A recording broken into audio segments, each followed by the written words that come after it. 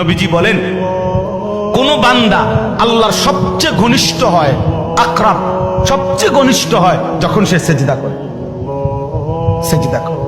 এজন্য আমার শায়েখ আল্লামা মুফতি মুশতাকুন নবী কাসিমি হুজুর সবসময় এটা বলে যে কোন বান্দা যখন সেজদা করে তো আল্লাহ তাআলা তার পিঠে মাথায় এভাবে হাত বুলায় দেয়, আদর করে। আল্লাহ আদর, আল্লাহর কুদরতি পায়ে সেজদা দেয়, মালিক তখন আদর করে দেয়, পিঠে মাথায় হাত বুলায় দেয়। আল্লাহ ডেকে বলে, আনিস আমারে সেজদা করছো না, ইরফা রাসা, উঠো, মাথা উঠো, ওঠো, বসো বসো।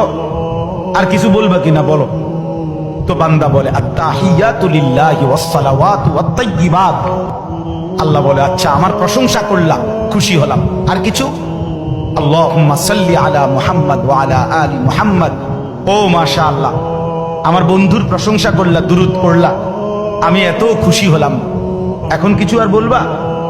তো বান্দা বলে, আল্লাহ সেজদা দিয়ে আপনার কাছে আসলাম, আপনার প্রশংসা করলাম, আপনার বন্ধুর দুরূদ পড়লাম, একটা উদ্দেশ্য আছে, মাকসাদ আছে।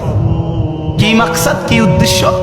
আল্লাহুম্মা ইন্নী যালামতু নাফসি যুলমান কাসীরা।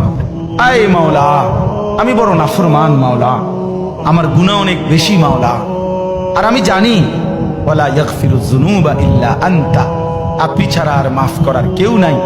এই জন্য আপনার এত কাছে আসলাম, আপনার স্পর্শ পেলাম, আপনার বড় আকরাব ঘনিষ্ঠ হলাম। উদ্দেশ্য হলো ফাগফিরলি মাগফিরাতাম মিন ইনদিক, আপনার পক্ষ থেকে আমারে ক্ষমা করে দেন, ওয়ারহামনি, আমার একটু দয়া করে দেন, ইন্নাকা আনতাল গফুরুর রহিম, আপনি মাফ করবেন না কা, আপনি তো ক্ষমাশীল, আপনি দয়া করবেন না কেন, আপনি তো রহিম, দয়াবান। আল্লাহ বলে, কস কি রে বান্দা, এত আদর করে বললে মাফ না করি কেন? কি কইছেন এখন? আল্লাহু আকবার।